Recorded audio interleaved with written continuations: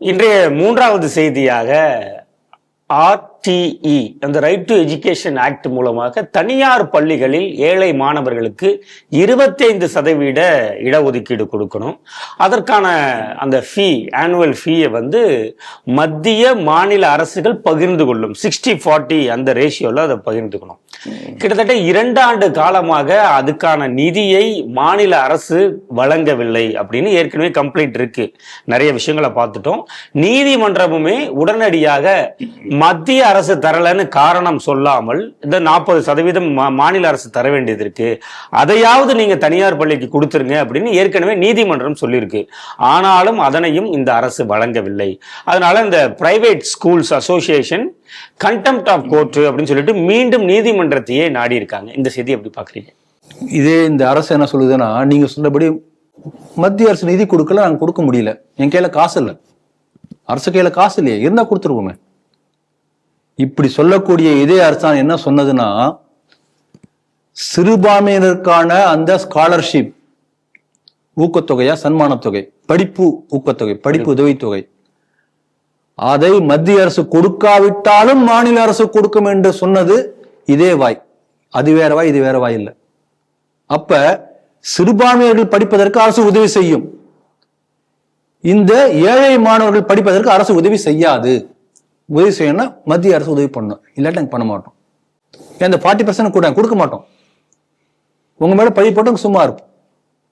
இது நாங்கள் இன்னொரு விஷயம் என்ன கவனிக்கணும்னா, இந்த RTE காங்கிரஸ் கட்சி ஆட்சியில் இருக்கும் போது வந்தது. ஏழை மாணவர்களுக்கு தனியார் பள்ளிக்கூடங்கள்ல படிப்பதற்கான வாய்ப்பு மறுக்கப்படுகிறது. ஏன்னா ஃபீஸ் கட்டி படிக்கணும். அரசு பள்ளிக்குள்ள படிக்க ஃபீஸ் இல்லாம இருக்கும், கம்மியா இருக்கும் ஃபீஸ். அப்ப அந்த கல்வி உரிமை மறுக்கப்படும் போது அதுக்கான 25% சீட்டு என்ன பண்ணோம், ஏழை மாணவர்களுக்கான அந்த கட்டணத்தை நாங்க கொடுக்கிறோம். இப்படிதான் வந்தது.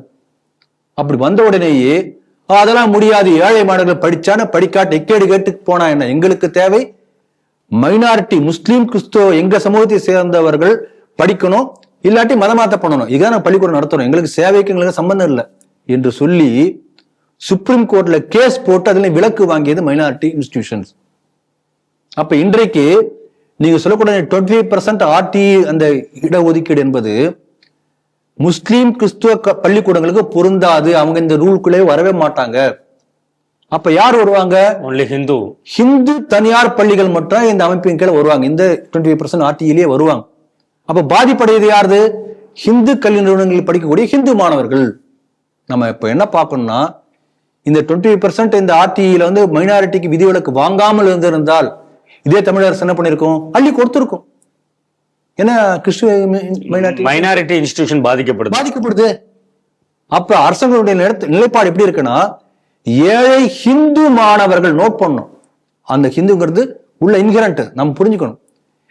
ஏழை ஹிந்து மாணவர்கள் படிச்சானா படிக்காட்டியான எக்கேடு கட்டு போனா என்ன, நான் மத்திய அரசை குறை சொல்றதுக்கு நல்ல வாய்ப்பு கிடைத்திருக்கு, நான் பயன்படுத்துவேன், அரசியல் பண்ணுவேன், நீ எக்கேடு கட்டு போனா எனக்கு என்ன கவலை. இப்படிப்பட்ட ஸ்டாண்ட் எடுத்துக்கொண்டிருக்கின்றது மக்கள் புரிஞ்சுக்கணும். இதுதான் உள்ள உண்மை. இப்ப பாருங்க, நீங்க செய்தியில் சினைகள்ல 2 நாளைக்கு முன்னால நினைக்கிறேன், பல அரசு பள்ளிகள் மூடப்பட்டு கொண்டு வருகின்றன. 208 அரசு ஆரம்ப பள்ளிகள் மூடப்பட்டன. ஏன்னு காரணம்னா அது மாதிரி மாணவர்கள் சேர்க்கை இல்ல, பல்வேறு காரணங்கள் சொல்றாங்க. ஆமா, அதுக்கு தமிழக அரசு சார்பாக கொடுக்கப்பட்ட ஒரு நல்ல விளக்கம் என்னன்னா, தமிழ்நாடு குடும்ப கட்டுப்பாடு திட்டம் ரொம்ப முறையா செயல்படுத்தக்கூடிய காரணத்தினால மக்கள் தொகை பெருக்கம் குறைந்திருக்கிறது, அதனால பள்ளிகள் சேர்க்கை குறைந்திருக்கிறது. இவ்வளவு அழகான ஒரு லாஜிக் பாருங்க. இப்ப அந்த லாஜிக் ட்ரூனா தனியார் பள்ளிகளுக்கு அது பொருந்தணும் இல்லையா? ஒவ்வொரு ஆண்டும் தனியார் பள்ளிகள் அதிகமாக கூடிக்கொண்டே போகிறது. அப்ப இந்த லாஜிக் எப்படி அங்க அப்ளை ஆகும்? அப்ப உண்மை என்னன்னா, இந்த தனியார் பள்ளிக்கூடங்கள்ல கட்டணம் செலுத்தி மாணவர்களை சேர்க்கிறாங்க. அரசு பள்ளிகள் தரக்கூடிய கல்வியை விட தனியார் பள்ளிகள் நல்ல கல்வியை கொடுக்கின்ற காரணத்தினால்தான் பெற்றோருக்கு போய் கட்டணம் செலுத்தியா அங்க சேர்க்கிறாங்க, இல்லாட்டி ஏன் சேர்க்க போறாங்க. இப்ப அரசு பள்ளிக்கூடத்துல வேலை செய்யக்கூடிய ஆசிரியருக்கு மேல்நிலைப்பள்ளி ஆசிரியர்கள் 1 லட்சத்துக்கு மேல சம்பளம்.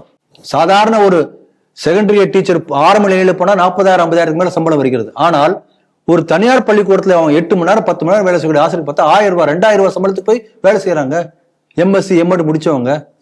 ஆனா they are giving quality education. அந்த கல்விக்காகத்தான் இவங்க எல்லாம் போறாங்க. அப்ப தனியார் பள்ளிகளில் ஏழை இந்து மாணவர்களுக்கு கிடைக்கக்கூடிய தரமான கல்வி மறுக்கப்பட வேண்டும், அதற்கான அரசியல் வியாபாரம் பண்ணுவேன் என்ற நோக்கத்துல அரசியல் வியாபாரம் இவங்க செஞ்சுட்டு இருக்காங்க.